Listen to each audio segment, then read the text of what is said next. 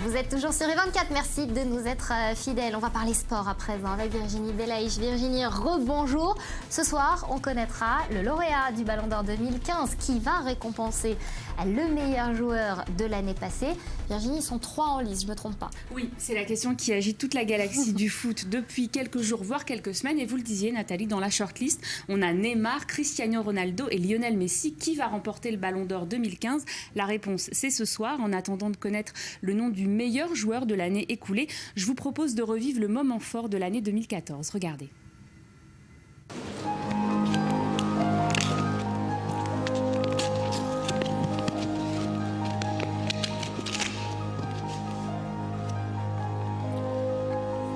The winner is Cristiano Ronaldo.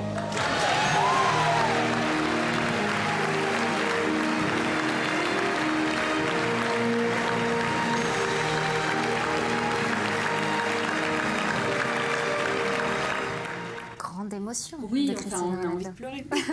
Très ému, Ronaldo, mais parfaitement rompu à l'exercice. Depuis 7 ans, le joueur portugais qui fait les beaux jours du Real de Madrid a remporté 3 fois le trophée, en 2008, en 2013 et en 2014. Et de 2009 à 2012, me demandez-vous Nathalie, eh bien c'est Lionel Messi. On a un peu l'impression que les deux joueurs, c'est un peu un coup c'est moi, un coup c'est toi. Et donc dans ces conditions, on a une pensée vraiment très émue pour le troisième qui ferme la marche de ce trio de tête. En 2008, 2009 et 2010, le Barcelonais Xavi a vu ses espoirs envoler. Idem pour son compatriote Iniesta ou encore le Français Franck Ribéry qui n'a jamais remporté le Ballon d'Or. Alors justement, parlons-en un peu des Français. Oui, bien sûr. En 1958, c'est Raymond Kopa qui a remporté le Ballon d'Or et il faudra attendre 25 ans pour qu'un nouveau Français remporte le Ballon d'Or. Ce sera Michel Platini avec un triplé. Et ensuite, en 1991, le Ballon d'Or revient à Jean-Pierre Papin, l'attaquant de l'OM. Et 7 ans plus tard, souvenez-vous, nous sommes en 1998.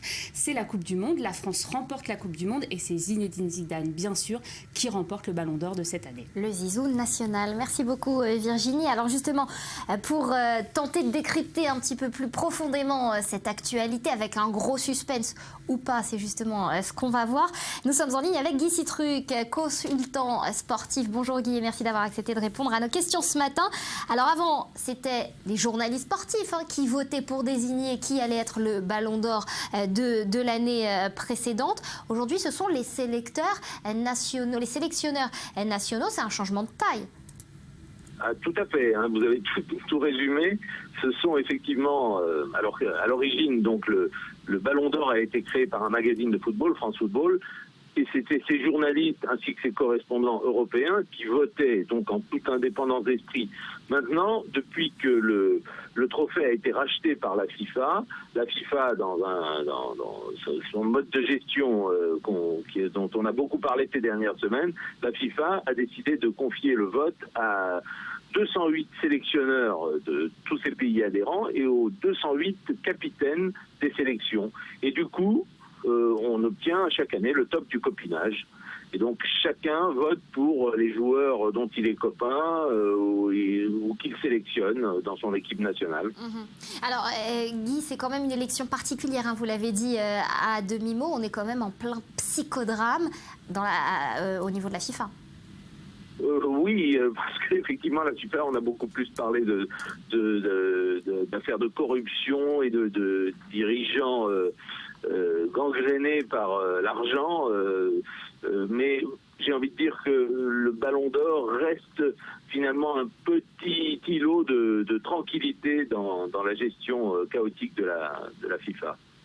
Merci beaucoup, Guy Citruc, pour ces explications et vos réponses.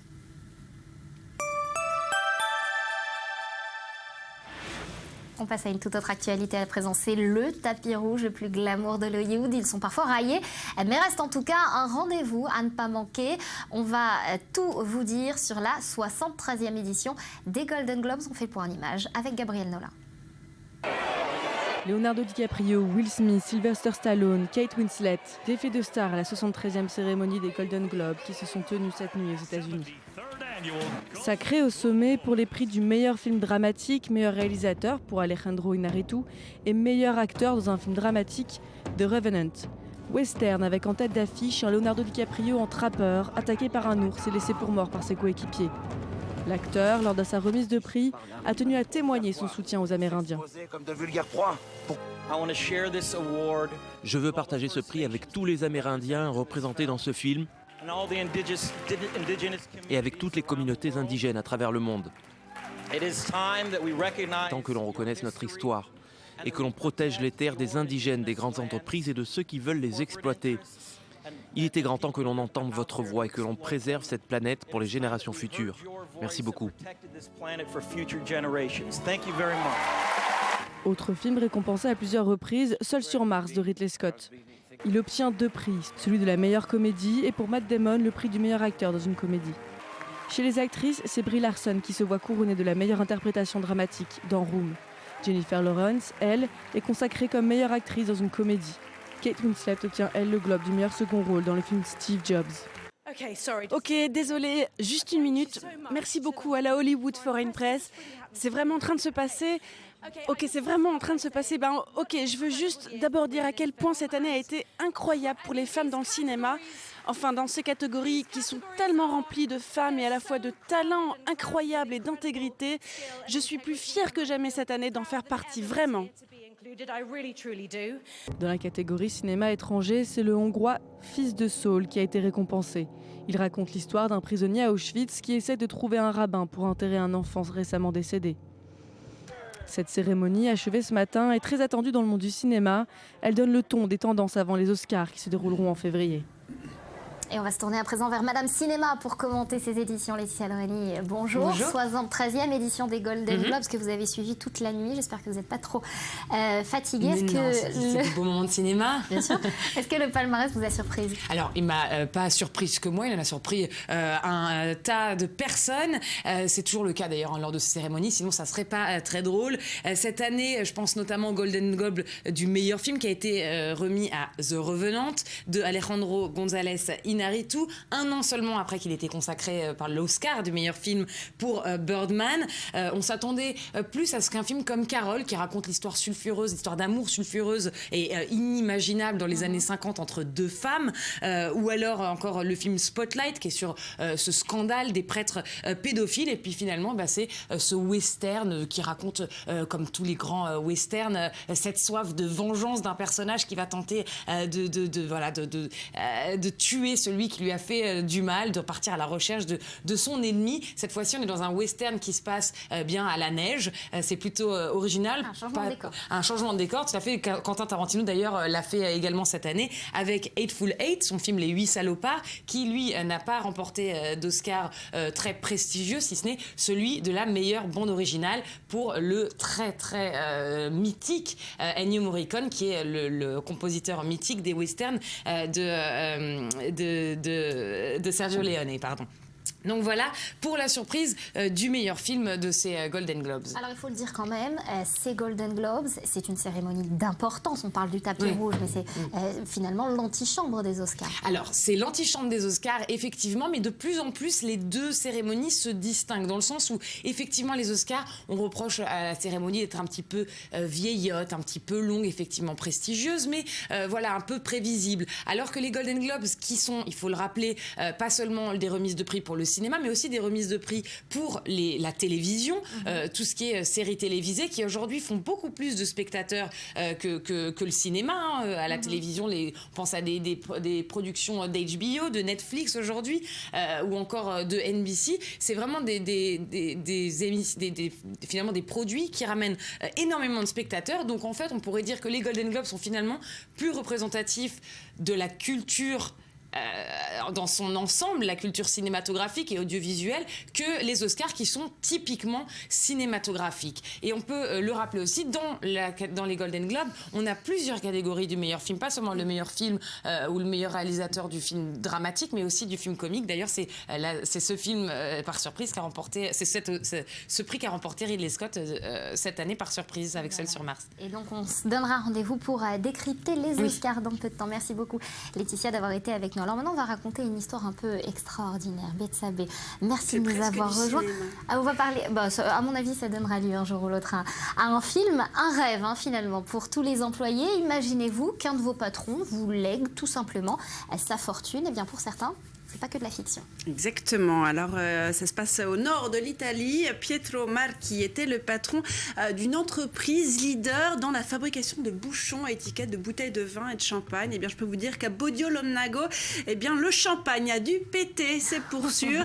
Décédé en juin dernier à l'âge de 87 ans, il avait anticipé, ce patron, ses cadeaux de Noël à ses employés en ajoutant eh bien, une clause à son testament. Alors, cher Bill Gates, Bernard Arnault et autres Mark Zuckerberg, voilà de quoi vous donner de bonnes idées à glisser sous le sapin. La clause en question, il lègue 1,5 million d'euros à ses 280 employés. Ainsi, il avait chargé sa femme, Carla, de distribuer des chèques avant Noël, des chèques de 2 000 à 10 000 euros par personne, montant établi en fonction de l'ancienneté du salarié, de sa situation familiale, et puis des montants c'était très organisé et calculé. Exactement, avec un esprit de justice et d'équité que la dite épouse a accompagné d'une lettre découvrant eh bien, un époux amoureux vraiment de son entreprise. Amoureux et plutôt généreux.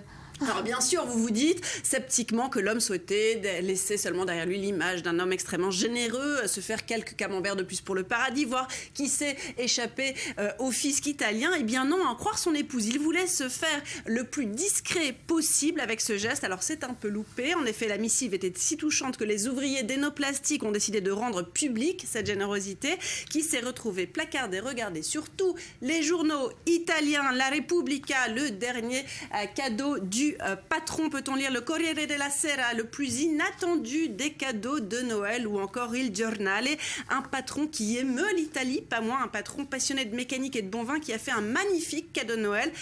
De quoi faire rougir quand même entre nous un petit peu les patrons d'un pays où, selon un rapport établi il y a quelques mois, les différences de salaire sont parmi les plus marquées en Europe. Voilà, faire rougir et puis donner des idées à certains. Merci beaucoup. Betsabé.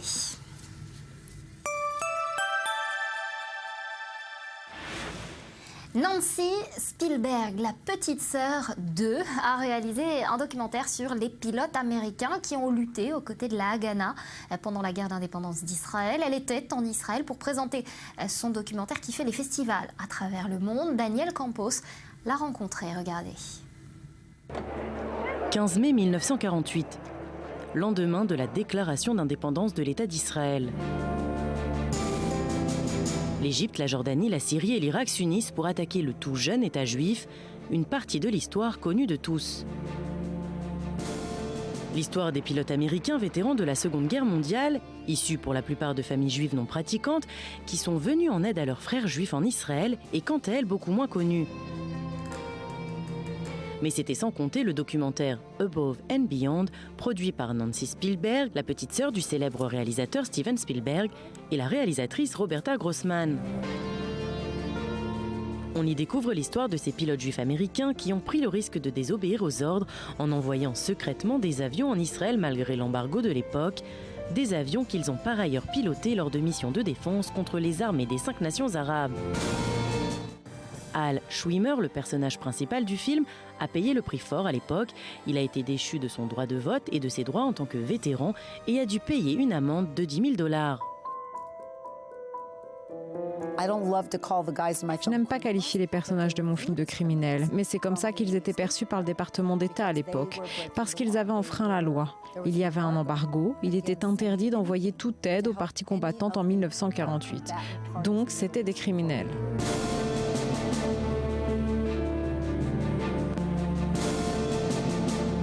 Above and Beyond avait pour cible à l'origine la jeunesse juive américaine, mais à la plus grande surprise des cinéastes, le documentaire a fait sensation chez les amateurs d'histoire et les professionnels de l'aviation.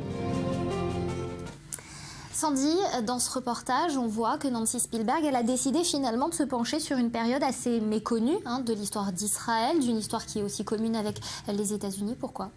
En fait, l'intention première de Nancy Spielberg en réalisant ce documentaire était un peu de revitaliser le sionisme chez les jeunes Américains.